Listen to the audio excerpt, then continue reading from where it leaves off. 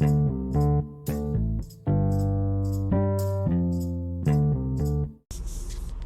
is up? What is going on? Dave at SVA Baseball Card Collectors. Had my first sale on comp. I was pumped about it. I bought one for $5, another one for $7. I sold the $7 one for, I believe, 24 or 23 bucks. And I think I got $20 back in my account. So a $13 score is not bad at all. If I was doing that a lot, I'd be a millionaire, but that's not the case. But I was happy about that. I was expecting, maybe a couple of bucks, but that's a decent amount of money. So I was stoked about that. Got a comment on YouTube and figured that this is the best spot for it. And I might have talked about these things, in bits and pieces, or maybe I have talked about it before on my podcast, but I want to dedicate this one to what I look at and how I go about looking at cards to invest in. Now, I will go and I'll just search. Most of the time, I'm just searching. I'm not looking for a particular card. I'm more looking for a deal. So I'll look at a card and look for pricing and check their comps. Just do a regular, I'm going to look on eBay solds and let's see what we got. And then I'll also check to see the eBay pricing, what everyone's selling them for at this point. Because most of the times when I'm looking at auctions. Sirius auctions, Heritage auctions. There's a couple of others that escape my mind right now. Also eBay auctions as well. So those are the areas I'm looking at.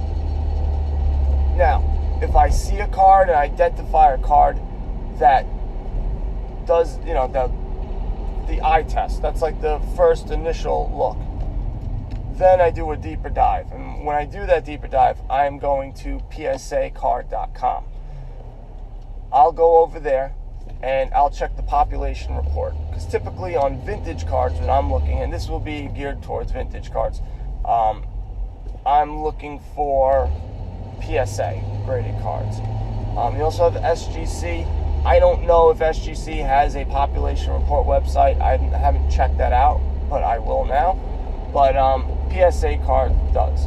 So if you don't have an account with them, sign up with them. It makes all the sense in the world, because then you can also track your cards. You can track, everything from when you bought it, who you bought it from, how much you did it. You can use an Excel spreadsheet, but it's just nice to go to PSA card and you can put the exact, it fills in most of the information if you put the number that's on the PSA card on there.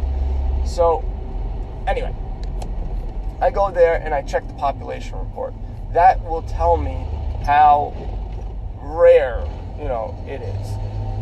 I'm looking for cards that, for investment value, I want the cards to be in line or lower pop than the rest of the star cards in that set. And I also look at previous years as well, just to get a gauge of where the price should be. A lot of times you'll be able to tell without even looking at a card, just based off of those numbers alone, how much a card is worth. So for example, let's just say it's a Willie Mays, and it doesn't matter, I'm just going to make up numbers, and you're looking for a 63 tops. So you look at the other Mickey Mantle in that era, you look at all the other players that are during that time frame, the stars, any rookies that are in there. Because to be honest with you, Willie Mays, Mickey Mantle, Hank Aaron, not all the time, I shouldn't say this, but you have your rookies that are a ton of money, but usually those cars are not too far behind. So you want to take a look at all their pops, and it's real simple. When you're on there, you'll be able to scroll through and see it pretty quickly. And if it's right along the same guidelines, they'll probably be similar in pricing. Not all the time, but around the same area. Now, what I like to do is I go back a year or two, or previously a year or two, because that will tell me if it's like I've done it before where I saw the population was like half of what I was looking at, and I know, oh man, that car's going to be a ton of money, and it was. There's not too many cards in that era that people are sleeping on, but you never know. So that's why I do. I go, maybe, and then that research there may lead me to a different card to look for. This card may not be the card that I want because there's 1,000 of them and everyone else has like 500 of them. It may be for your personal collection, but we're talking about investment. Now, that doesn't mean you still can't buy that card. If it's still a good deal, then go ahead.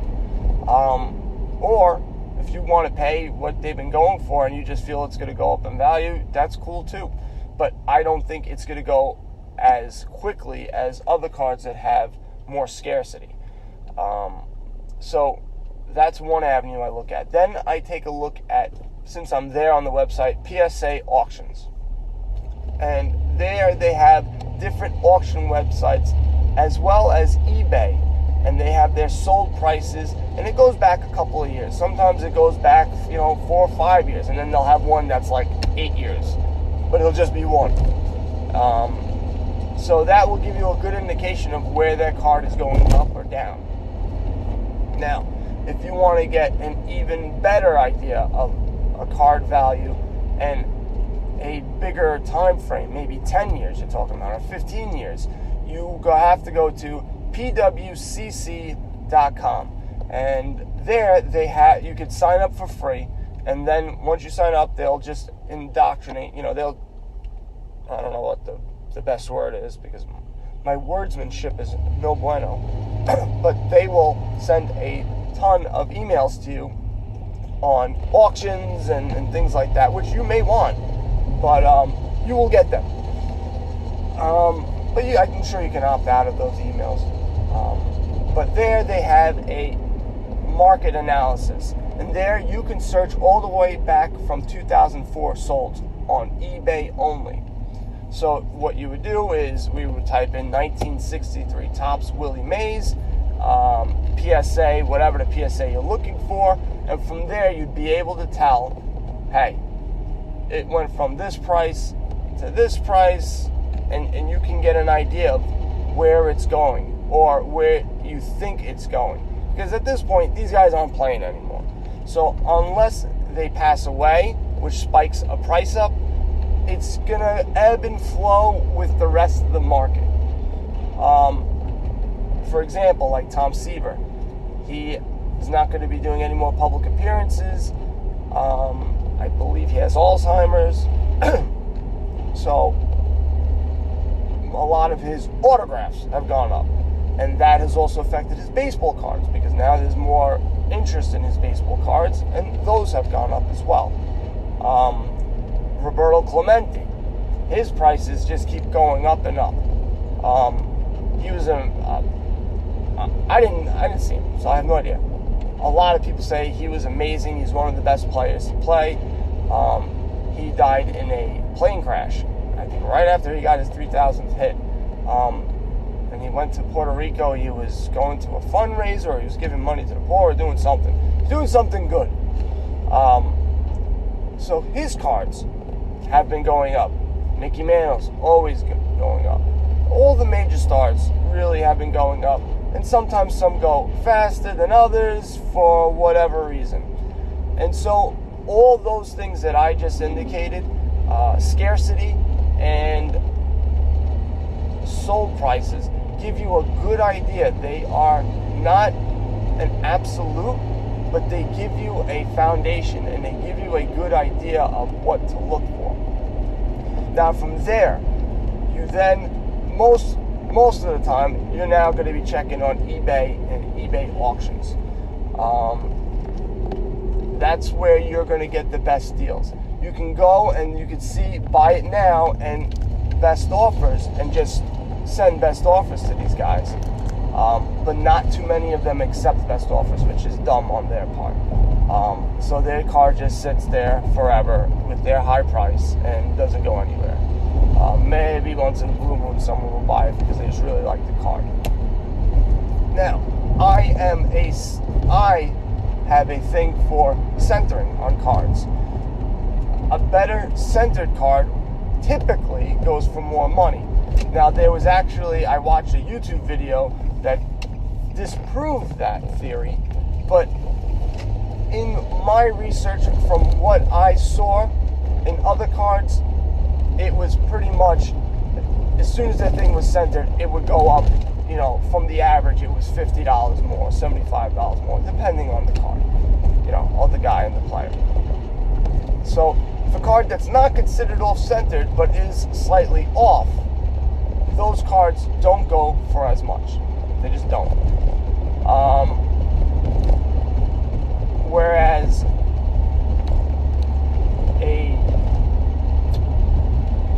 so just say a card is marked up, and you have an ST, which I believe is stained, OC, which is off-centered,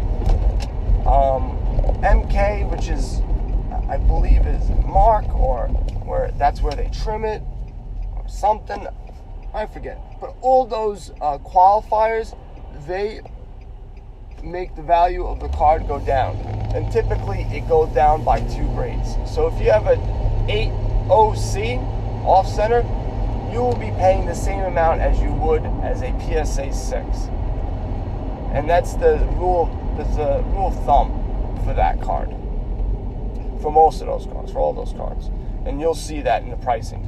So just be aware of that as well. If you're getting into it and you see these 8 OCs and you go, oh my god, it's so much cheaper, I'll just get these. It's the same thing, right? It's not. It's not. So you have that. So those are all the things that I do to look at a card. There's also, is there anything in the news about them? I bought a card, a Thurman Munson card, because it was his 40-year anniversary that's coming up that the Yankees will be celebrating. So I figured that this card would be popular and people would want this card. So I got one. But we'll see. Maybe not. I might have been wrong. What you can do is you can go on Google, and I believe you can get email alerts every single time something is for a phrase, so a keyword. So what I would do is baseball cards, put that in there and just get all the news that you can, or alerts you can to research it. Backgets.com. Facebook groups are really good as well to get news. There's not too many vintage cards Facebook groups. There are, but that's geared more towards newer cards. Forums. You have the PSA card forums, which has a lot of good information. There's also a ton of different things with regards to cards that you need to learn if you're starting to get into vintage, error cards, scarcity. I mean, the Pop Report will be able to tell you that, but there's also just a lot of knowledge that people have. If you go on the forums and you take a look at, maybe there may be a dedicated forum for a set of cards, and you just start reading it. YouTube channels, type that stuff in if you want to do more research. You have a question, maybe somebody spoke about that particular card, I would do that as well. I would check more with the forums, because it seems that vintage cards are more forum. There's more discussions, there's more information, there's more things going on there. So those are the stuff that I do for investing and doing my research. I hope you guys like this. SVA Baseball Card Collectors on Facebook, SVABB Collectors on Instagram. I have my YouTube channel as well, SVA Baseball Cards. Too, people, buy some baseball cards and go broke. Later.